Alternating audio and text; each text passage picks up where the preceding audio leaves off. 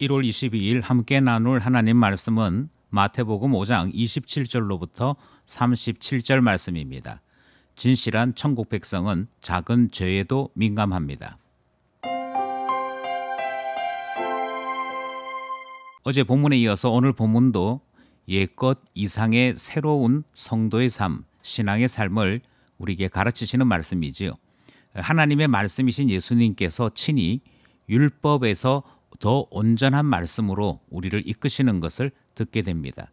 알고 있던 것에서 지나게 되는 것, 배웠던 것을 넘어서게 되는 것, 그것은 예수 그리스도께서 가르쳐 주시는 온전한 말씀을 통해 세워지는 성도의 삶의 모습이지요.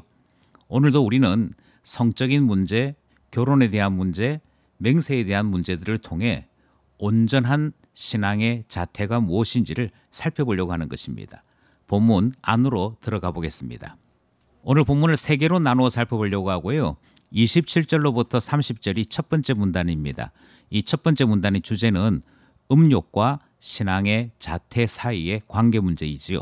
27절 또 간음하지 말라 하였다는 것을 너희가 들었으나 나는 너희에게 이르노니 음욕을 품고 여자를 보는 자마다 마음에 이미 간음하였느니라. 만일 내 오른 눈이 너로 실족하게 하거든 빼어내버리라. 내 백체 중 하나가 없어지고 온 몸이 지옥에 던져지지 않는 것이 유익하며 또한 만일 내 오른손이 너로 실족하게 하거든 찍어내버리라. 내 백체 중 하나가 없어지고 온 몸이 지옥에 던져지지 않는 것이 유익하니라. 첫 문단에서 다루는 문제는 음욕 또는 간음하고자 하는 마음의 문제를 다루고 있습니다. 간음하지 말라 하시는 말씀은 7계명이지요. 7계명을 지금까지 랍비들은 육체의 문제, 행위의 문제로만 이해하였습니다. 그러나 28절 이후부터 우리에게 가르쳐 주신 예수님의 말씀은 이것이 행동의 문제이거나 행위의 문제보다도 더 구체적이고 철저한 적용이 필요한 말씀인데 28절 말씀에서처럼 마음의 문제에까지 이 계명은 적용되어야 할 것을 말씀하십니다. 마치 어제 본문에서 살인이 사람을 칼로 찌르는 것만이 아니라 마음의 분노로 저주하고 욕하고 비난하는 것도 살인과 연결되어 있는 그 말씀과 같은 구조로 우리에게 적용하시는 것이죠. 마음의 문제, 특별히 음욕의 문제를 우리에게 가르치고 계시는데요. 음욕을 품고 여자를 보는 자마다 사실은 7계명을 범한 것이라 그렇게 말씀을 합니다. 여기에 사용되어지고 있는 단어들은 다 진행형적인 성격을 가지고 있습니다. 그러니 한번 훔쳐보았다, 또 얼핏 지나가는 사람을 보고서는 아, 이쁘다 이렇게 생각하는 그와 같은 상황과는 이 말씀이 맞지 않습니다. 이 말씀은 이미 마음의 음욕이 가득하여 지속적으로 어떤 여자를 음흉함으로 쳐다보는 것을 이야기하는 것이고 마음에 이와 같은 범죄가 이미 확정되었다면 그것이 실천되었든 실천되지 않았든 이미 범죄한 것과 같다라고 말씀하시는 것이죠. 그래서 29절에 보면 눈이라고 말하지 아니하고 내 오른 눈이라고 이야기합니다. 30절에도 그냥 손이라고 말하지 아니하고 내 오른손이라고 말씀하므로 힘이 주어지고 구체적인 계획이 서고 이것에 대하여 지속성을 가지고 있는 범죄는 이미 동일한 범죄다. 그렇게 말씀하시는 교훈이 등장을 하는 것이지요. 우리는 이 계명을 어떻게 지킬 수 있느냐라고 하는 것에 있어 행위의 문제가 아니므로 우리의 마음의 변화를 통해 이 계명 앞에 서게 되는 것인데요. 어떤 사람이 7계명을 온전하게 지킬 수 있느냐? 오늘 말씀은 두 가지를 이야기합니다. 첫 번째는 하나님의 심판이 대단히 두려운 것이므로 차라리 눈을 뽑고 오른손을 잘라내어서 백체 중 하나가 없어지는 것이 더 나은 일이다. 그만큼 하나님 심판을 두려워하는 자, 하나님에 대하여 경외함으로 두려워하는 자가 계명을 지킬 수 있음을 말씀하시는 것 살펴볼 수 있습니다. 두 번째는 유익된 삶을 추구하는 경건함이 있을 때 이 계명을 지킬 수 있는 것이지요. 몸을 보존하는 것보다도 우리가 구원에 이르는 것이 훨씬 더 유익한 줄 알기에 시험에 쉽게 빠지는 모든 길들을 차단하기까지 하나님 말씀 앞에 온전히 서고자 유익함을 찾고자 하는 그 마음이 있는 자가 계명 지킬 수 있다 말씀하시기 때문인 것입니다. 이처럼 신앙인만이 계명을 온전하게 지킬 수 있습니다. 그리고 계명을 지키는 모든 신앙인들의 목표는 신앙인다운 품격의 삶을 추구하는 것이지요. 음욕과 신앙의 자태 사이의 관계를 말씀하시는 첫 번째 문단이었습니다. 31절 32절은 두 번째 문단입니다. 두 번째 문단의 주제는 이혼과 신앙의 자태 사이의 관계를 말씀하시는 것이죠.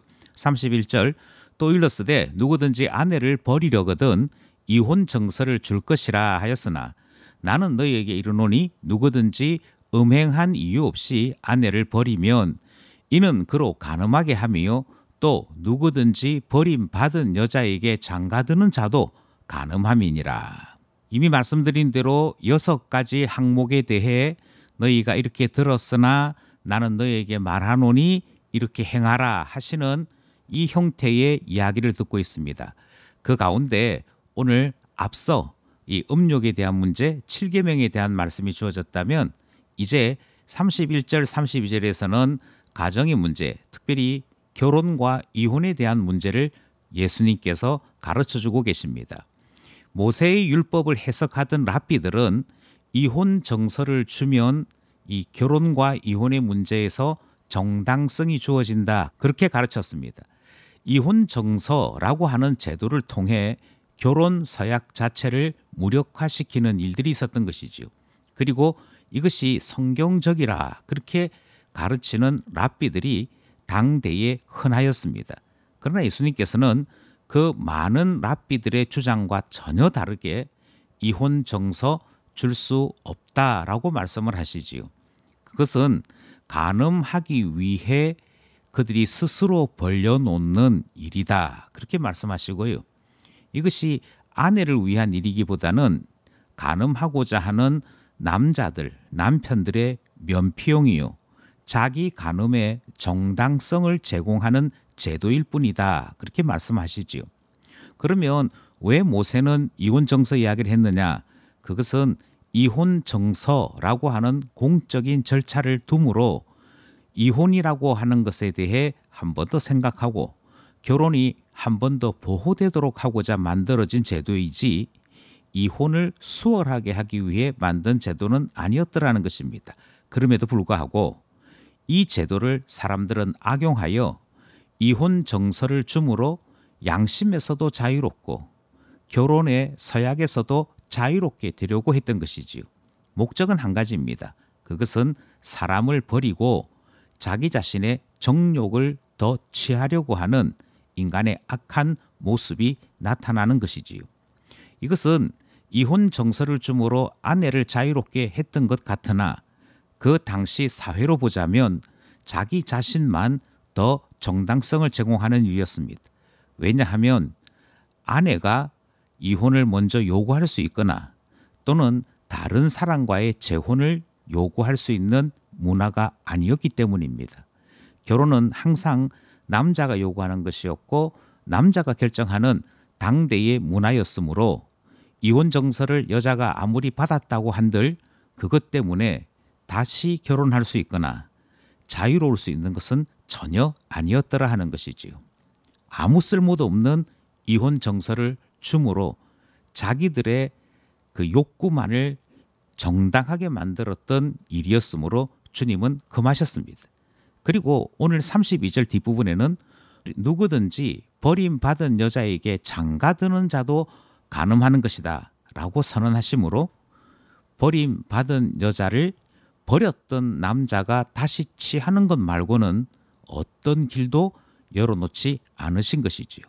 주님은 그만큼 서약으로 이루어진 이 결혼이 하나님의 이름으로 유지되고 보호되기를 원하시는 것, 그것 말씀하여 주셨습니다.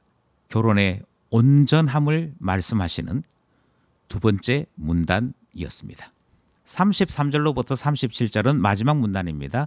이 문단에서는 맹세와 신앙의 자태 사이의 관계를 말씀하시지요. 33절 또 옛사람에게 말한 바 헛맹세를 하지 말고 내 맹세한 것을 주께 지키라 하였다는 것을 너희가 들었으나 나는 너희에게 이르노니 도무지 맹세하지 말지니 하늘로도 하지 말라.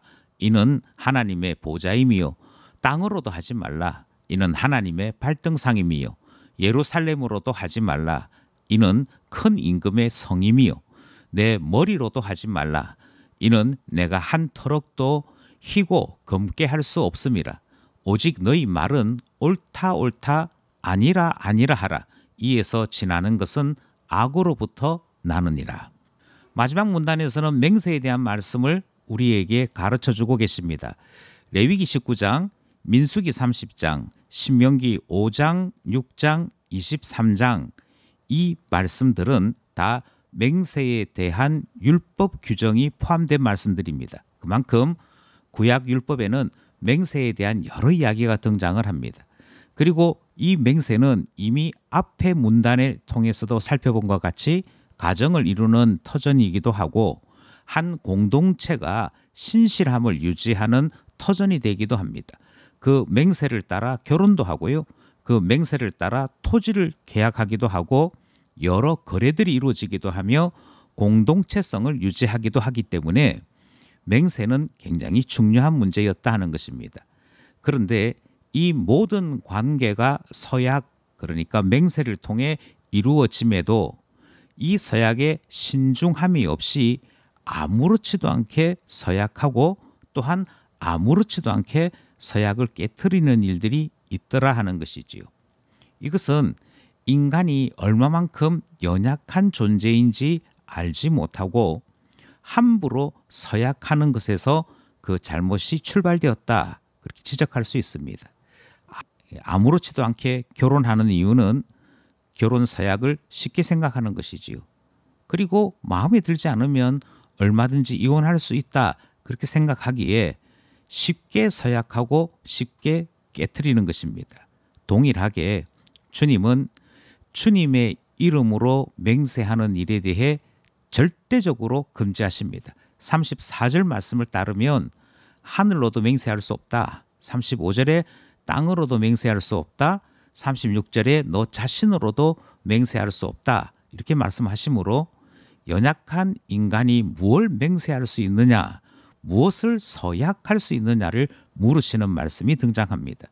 그러니 자기 자신의 정당성이나 주장의 강조를 위해 스스로 맹세하거나 하나님의 이름을 거명하는 것은 하나님의 이름을 망령되게 일컫는 범죄일 뿐이지 그 어떤 효력도 없음을 본문이 우리에게 가르치고 있습니다.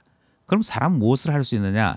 사람은 맹세하거나 스스로 보증함이 아니라 옳다고 생각하는 것에 대해서는 옳다고 말하는 것이고 틀렸다, 잘못되었다 생각하는 것에 대해서는 아니라고 표현하는 것, 그 이상은 할 수 없다. 만약 이것 이상을 지나서 스스로 예측하거나 스스로 보장하거나 스스로 약속한다면 그것은 인간이 가지고 있는 죄에 대한 표현일 뿐이지 넘어선 행위일 뿐이지 결코 선한 신앙의 모습은 아니다라고 말씀하시는 것이지요.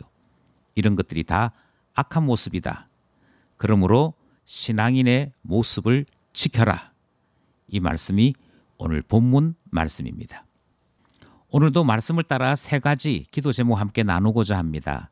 첫째는요, 하나님의 사랑을 담은 건강한 가정들로 지켜주시고 하나님의 사랑을 실천하는 가정들 되도록 우리를 이끌어달라 기도하고자 합니다.